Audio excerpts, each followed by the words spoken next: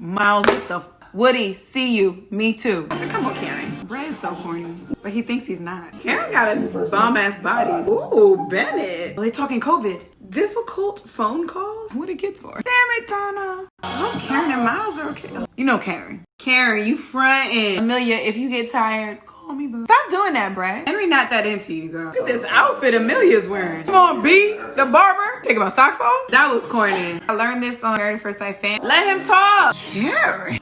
Bennett. What up, y'all? Welcome back. It is Married at First Sight time. This is season 11, episode 10, Deal Breakers. My smile has gone away. Let's see what we have to bring. Oh, Amani took her hair out. Christina, what is this banana bunch shirt you are wearing? Girl, what is this? No. Is Bennett really a stickler for doing household things? Or because he lives alone, he has to do everything and you have 5 roommates, so you guys can split up the 5 chores, 1 each. And you're not responsible for taking care of a whole home like he is. You said 8. That looks like 16. You meant 8 each? What are these chores? Vacuum, dust, clean the kitchen, clean the bathrooms, laundry, trash. What's left? That's 6 things. Everybody does 3 each. Am I bugging? He put mail on the list. You know Amelia wants that. Difficult phone calls and mail. She took mail. Difficult phone calls? That's amazing. I never thought about that, but I have to call my insurance company right now. I have to call my lawyer. I just got a collections notice for a $15 bill from my OBGYN. Who would have thought? Gotta call them because we don't want $15 to mess up the credit. These are difficult conversations. Gotta call AT&T. I'm gonna add that to the chore list. Okay, the way editing is going, it makes it look like Amelia is doing like all the funny, not real chores type shit. And Bennett is doing the real stuff, like she's entertaining neighbors, answering the door in the middle of the night while he's mopping, sweeping, taking out the garbage. But there was a list. 8 of, I guess, one side was all like funny shit and the other side was real chores. They just were showing Amelia's funny chores and Bennett's real chores. So they both doing chores, but also we not doing this draft for the rest of our life. We gonna have kids. What are kids for? But to do chores. Go get me the remote. Go sweep the kitchen. Go get the mail. Go separate the laundry. These are things that kids can do. No? I carried you for 9 months. You better go get my mail. The working moneymaker, household duties would obviously be his responsibility. That's interesting. So she just said, as the breadwinner, I assumed that I would be making the money and you would be doing the household shit. That is very fucking interesting because that is not how Bennett sees this at all. On one hand, I can appreciate Bennett for laying all this out, for asking all the questions, when are we going to do this? Because his concern is, I don't want this to continue at how it's going right now and just, I'm responsible for all their chores and I do them. So not only am I saying, hey, let's do this draft, but let's put a deadline on this. Now, on Amelia's side, it looks as though he's micromanaging a little bit. But you know, he wants to manage expectations and he's communicating about this. So I don't know. I don't know if this is bad or what. She has a butt mug. I think that's a thing. It is. It is a thing, guys. Remember how you would always see your sheets doesn't fit one way? Beds are not square. Queens, I think, are 50 by 60, right? Like, it's not a square, so the sheets are made for those. You're welcome. You know what? These videos, if they don't entertain you, they'll fucking teach you. You're welcome. Well, this seems to be the wrong way, is all I'm saying. Brad is so corny. But he thinks he's not. Ooh, forgot about Karen and Miles. Karen chose not to come home that night. And my anxiety right now is a little high. Last night, I did not stay at the apartment with Miles. I decided to stay at my place. Bitch, you look good, though. You don't know if you can move past it. Come on, Karen. Karen, you giving yourself every excuse and every reason as to why this man is not the one for you. You canceled this man out from jump, and so you're finding the smallest things to be like, yup, that's it.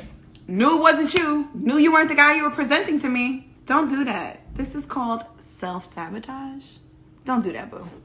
What a filter. I hope this scene is great. They got hand sanitizer on back order. Well, they talking COVID. Man, them people say it ain't nothing but the strong flu. You know, hindsight's 2020. Listening to them talk about the coronavirus, that's literally what we were like. We were like, oh, okay. You know, people getting sick. This is like the extreme flu. This will be over in a week. We'll be back to work. Y'all, I got like 6 pairs of shoes in my work drawer that I haven't been able to access. I have documents there. I got a coat. Motherfucker, I just remembered. I have a winter coat in my little closet in my desk. You know why I know this ain't shit?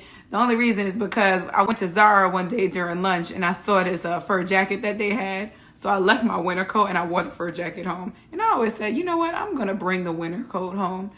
And I never did. That was last winter. This serves me right. Damn it, Donna. This is great to see this, though. I got a whooping every day.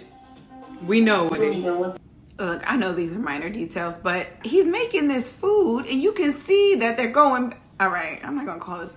He already made the eggs and the bacon. And then it was another shot. The bacon was already cut. Now he's putting salt in the eggs and just putting in the... Come on. Also, shouts to Woody for using the back left burner. That shit was going around like, which one do you use? And only psycho killers use the back left. Woody, see you. Me too. You ready? Yep, I'm going. I got you. I like this little teamwork from these two. They're really working well together. You know what it is? They work really well together when they're doing athletic, adventurous things. This is also why when so many people are sitting here like, oh, Brett and Olivia should have switched with Henry and Christine. I'm like, no, that's not going to work. Olivia likes this active lifestyle and Henry is scared of his shadow. That would never work for these two. We're not even going to get into Christina and Brett's last interaction. I see what the experts did here with Brett and Olivia, and they work in certain situations and just others they don't. Spending time together like we have been is like helping me understand why we were put together. Yeah, see? It's hard. Oh, Karen and Miles are okay. Oh, there we go. I didn't sleep at all. You didn't sleep at all. Knowing someone for a few weeks, whether you're my husband or not, does not really grant you access to me physically. Say that. So Miles, in this situation, she needs you to come with ways in which you would gain that trust back. Not like I'm willing to do whatever because you're willing to do whatever she says. She wants you to come forward and say, here's what I'm going to do to help gain that trust back. Just, you know Karen. Look at this smirk. I'm willing to get a little bit closer. This really took a turn. That was too fucking easy. What the fuck did we miss? What did we miss? Because Karen over here talking about, I don't know if I can forgive him. She didn't stay there last night. She's having a sit down talk with him. And then she's like, I'm going to give you more intimacy. What? Who she talk to? What conversation what did I miss? I'm appreciative of it, as I'm sure Miles is, and he's not going to question it. But, this just, Karen, girl, shit don't just be adding up. What is going on in your, what are your people doing? Like, what are they computing? I have never had crawfish. What is it about men that makes them snore more? Why is that a male thing? Anybody know that? Put that in a little comment joint. Feel free to look it up because I'm not doing that right now. It's really late. So why do men snore more? Question. Okay, I couldn't wait, so I looked it up. Did y'all know that men have a narrower air passage than women? What?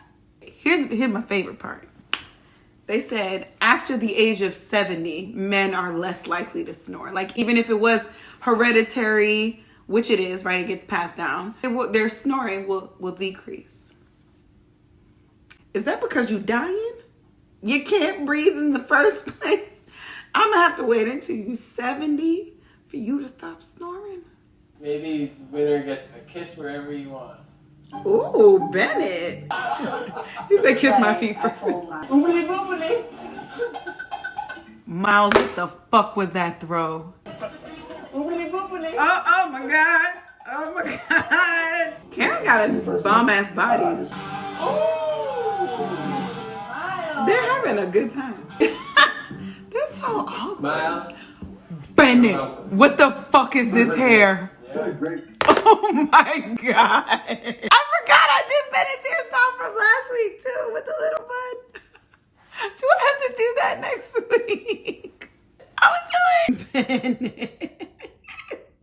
Bennett. Bennett, look at yourself. Oh, you thought I wasn't? Bennett, we love you. Part 2. Let's go. This is all cute and good. I like when Imani comes in and she like asks a lot of questions. She usually leads the conversation. But I don't want us to forget about Imani. There's some things that she might have reservations about or that she might want to talk through with her girlfriends or with this group. Let's make sure we don't always have Imani leading. They might seem like, or they might be the best couple, but that doesn't mean she doesn't, want to talk through her issues or concerns. So let's be mindful of that. And Imani, you ain't got to lead this whole thing, okay? Use this time to talk to these girls and figure things out for yourself too. Henry said sexy? Look how high Christina got. She heard that, she was like, oh, sexy. Oh, sex? Like me? You like me? You think I'm great? Okay. That was corny. So you ain't have no announcement? You wasted my pause. Here go Imani leading them again. I don't know whose idea this was, but shouts to Imani for getting all the sunlight. I feel like Henry did tell her that he doesn't like her being so impatient. I feel like they've had about 3-4 conversations about her being impatient. Is it the fact that she didn't hear that it's a deal breaker? She knows that he doesn't like it, so if you keep doing things he don't like. Also, I'm a little under the weather, so don't judge me. We're gonna give you all the energy we got, but the way this weather just dropped overnight and went to 40 something after being at 70s and 80s, I'm on everybody's Mucinex, Airborne, ginger turmeric. We knocking this the fuck out, okay? And Christina look at him like she a serial killer. Girl, this shit was almost there, like this much. And Henry is now like, fuck this all over again. Do you even want to overcome? That's the part that actually makes sense. All this little bickering back and forth, for what?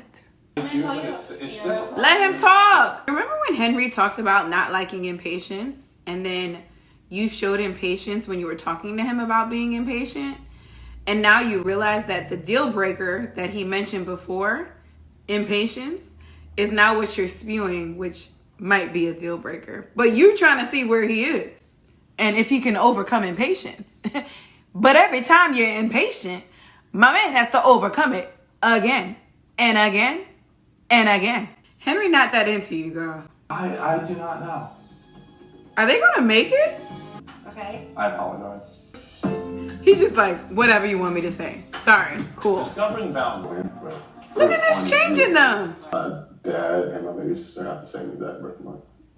That's cool. Different colors, yeah. They have the same birthmark? You know what I like about Karen and Miles is like, it may appear to others that they're just asking questions back and forth, like almost like interview style, but they're genuinely trying to catch up because it's like, we would have known all this stuff if we were dating. So Karen would be like, I don't really know you like that. Like, tell me everything from the beginning.